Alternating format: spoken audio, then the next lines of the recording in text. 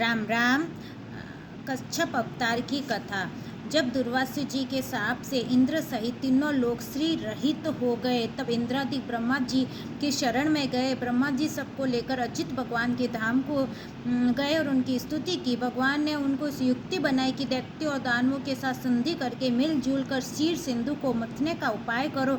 मंद्राचल को मथानी और वासु की नाक को नैति बनाओ। मंथन करने पर पहले कालकूट निकलेगा, उसका भय न करना। फिर अनेक रत्न निकलेंगे, उनका लोभ न करना। अंत में अमृत निकलेगा, उसे मैं युक्ति से तुम लोगों को पिला दूंगा। देवताओं ने आकर दैत्यराज बलि महाराज से संधि कर ली। तब देवता और दैत्य मंद्राचल को उखाड़ कर ले गए, परंतु थक गए। तब भगवान प्रकट होकर उसे उठाकर गरुड़ पर रखकर सिंधु तट पर पहुँचे। वासुकी अमृत के लोभ से नैति बने। जब समुद्र मंथन होने लगा, तब बड़े बड़े देवता और असुरों के पकड़े रहने पर भी उनकी भार की अधिकता और नीचे कोई आधार न होने के कारण मंद्राचल समुद्र में डूबने लगा। इस प्रकार अपना सब करा कराया मिट्टी में मिलते देखकर उन सबको मन टूट गया।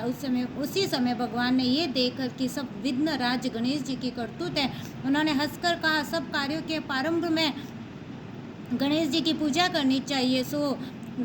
सो तो हम लोगों ने बिल्कुल भुला दिया। बिना उनकी पूजा के कार्य सिद्ध होता ही नहीं दिखता, तब उन्हीं की पूजा करनी चाहिए। लीला में भगवान की लीला है, वे स्वयं सर्वसमर्थ है, परंतु कार्य आरंभ में गणेश जी की अग्र पूजा की मर्यादा तो बांध रखी है। उनका पालन करने के लिए सब देवता और दैत्यों को ये परामर्श दिया, तो सभी लोग इधर उधर गणेश जी की पूजा करने लगे।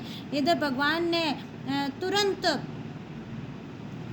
अत्यंत विशाल और विचित्र कच्छप का रूप धारण करके समुद्र में प्रवेश करके अपनी 1,00,000 योजन वाली पीठ पर मंद्राचल को ऊपर उठा लिया। तब देवता और दैत्य फिर बड़े वेग से समुद्र को मंथने लगे। भगवान कच्छप रूप से मंद्राचल को धारण किए हुए थे, विष्णु रूप से देवताओं के साथ साथ रह रहे थे। एक तीसरा रूप भी धारण करके मंद्राचल को अपने हाथों में दबाए हुए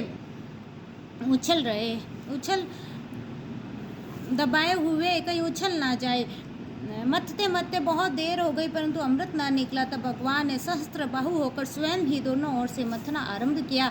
उस समय भगवान की बड़ी विलक्षण शोभा थी। ब्रह्मा शिव सनकादिक जय जयकार करते हुए आकाश मंडल से पुष्पों की वर्षा कर रहे थे। उन लोगों की ध्वनि में ध्वनि मिलाकर समुद्र भी भगवान का जय जयकार कर रहा था। समुद्र से सर्वप्रथम हलाहल कालकूट विष प्रकट हुआ, उससे त्रैलोक्य जलने लगा, तो उस देवादिदेव महादेव ने ग्रहण किया।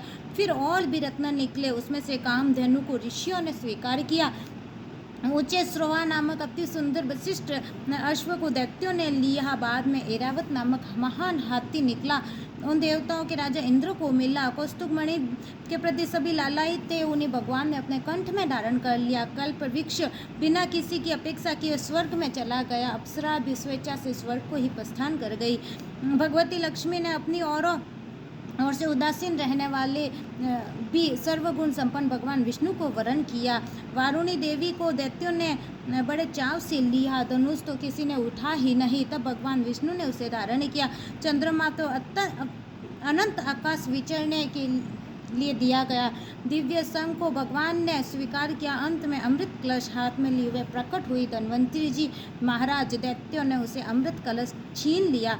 देवता उदास हो गए, तब भगवान ने मोहिनी स्वरूप धारण कर दैत्यों को व्यामोहित कर अमृत कलश उनसे लेकर अमृत देवताओं को पिला दिया। देवताओं की पंक्ति में सूर्य और चंद्रमा के बीच में एक राहु नामक दैत्य वेश बदलकर आ बैठा था। उसे अमृत पिलाए ही जा रहा था कि चंद्रमा और सूर्य ने बदला दिया। तुरंत ही भगवान के चक्र से उनका सिर धड़ से अलग कर दिया, परंतु कुछ अमृत उसे मिल चुका था। अब तक सिर कटने पर भी मरा नहीं, इसलिए उसे ग्रहों में स्थान दिया गया। राहु अब भी सूर्य चंद्रमा से बदला लेने के लिए उनके पर्व अमावस्या और पूर्णिमा पर आक्रमण करता है, जिसे ग्रहण कहते हैं। देवताओं ने अमृत पी ही लिया था, भगवान का आश्रय था ही, अतः अब की बार संग्राम में विजय देवताओं की हुई। राम राम, नारायण नारायण। हे नाथ, हे मेरे नाथ, मैं आपको भूलूं नहीं।